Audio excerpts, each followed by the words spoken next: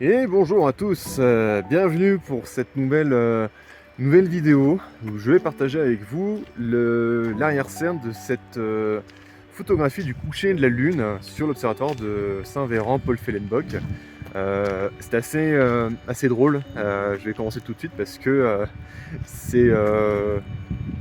je suis arrivé 24 heures la veille, je suis rentré 24 heures la veille chez moi dans le Kera avec Jeannette justement, avec ma voiture. Donc, je suis allé jusqu'à Lille pour la récupérer. Et 24 heures, même pas 24 heures. Je suis arrivé le soir même. Et le lendemain, en fait, je suis allé faire cette photo du coucher de la Lune sur l'observatoire. Donc c'est assez drôle. Donc tout de suite, paf, Jeannette en pleine condition.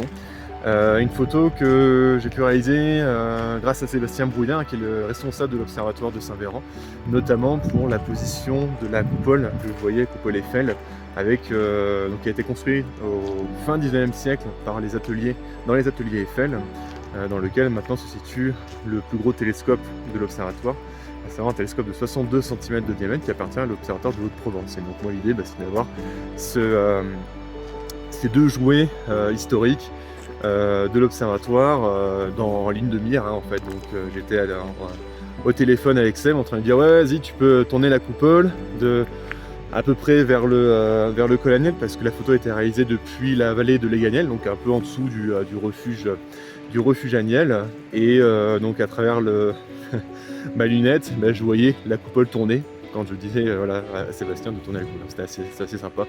On était je crois que c'est 3,5 km à vol d'oiseau, je crois, de l'observatoire. Donc voilà, c'est un alignement qui se produit quelques fois par an seulement.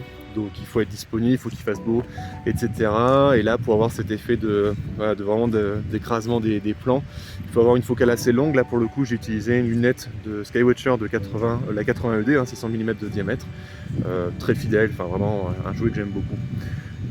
Muni du Canon 5D Mark III, le bon vieux 5D. Et comme d'habitude, c'est vrai que faire ces photos là, c'est assez cool parce on voit vraiment la Lune, en fait, on voit vraiment le mouvement de la rotation de la Terre, donc on voit vraiment la Lune se déplacer, bouger.